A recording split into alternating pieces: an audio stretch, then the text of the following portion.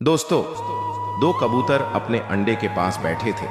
तभी वहां पर एक शिकारी आ जाता है। शिकारियों को देखकर दोनों कबूतर डर जाते हैं। फिर शिकारी दोनों कबूतरों को गोली मार देता है। दोनों कबूतर वहीं गिर जाते हैं और दर्द से तड़पने लगते हैं और कुछ देर बाद मर जाते हैं। फिर शिकारी अंडे को वहीं छोड़ देते हैं और कबूतरों को लेकर चले जाते हैं। लेकिन एक बतख ये सब पेड़ के पीछे से छिपकर देख रही थी। बतख भागकर अंडे के पास आती है। फिर बतख अपने हाथों से अंडे को घोंसले के साथ उठा लेती है और अपने साथ लेकर तालाब के किनारे चली जाती है और बतख अंडे का अच्छे से ख्याल रखने लगती है। फिर एक दिन अंडे में हलचल होती है। बतख बहुत खुश थी और फिर अंडे से एक छोटा सा कबूतर का बच्चा निकलता है।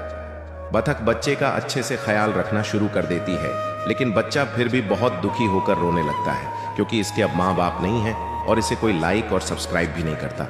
दोस्तों, दो कबूतर अपने अंडे के पास बैठे थे।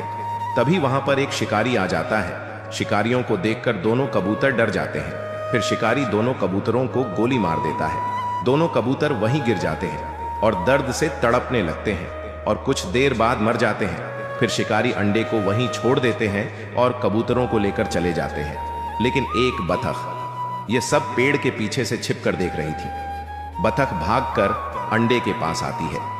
फिर बतख अपने हाथों से अंडे को घोंसले के साथ उठा लेती है और अपने साथ लेकर तालाब के किनारे चली जाती है और बतख अंडे का अच्छे से ख्याल रखने लगती है। फिर एक दिन अंडे में हलचल होती है। बतख बहुत खुश थी और फिर अंडे से एक छोटा सा कबूतर का बच्चा निकलता है। बतख बच्चे का अच्छे से ख्याल रखना शुरू कर देती है, लेकिन बच्चा फिर भी बहुत दुखी होकर रोने लगता है क्योंकि इसके अब माँ बाप नहीं है और इसे कोई लाइक और सब्सक्राइब भी नहीं करता।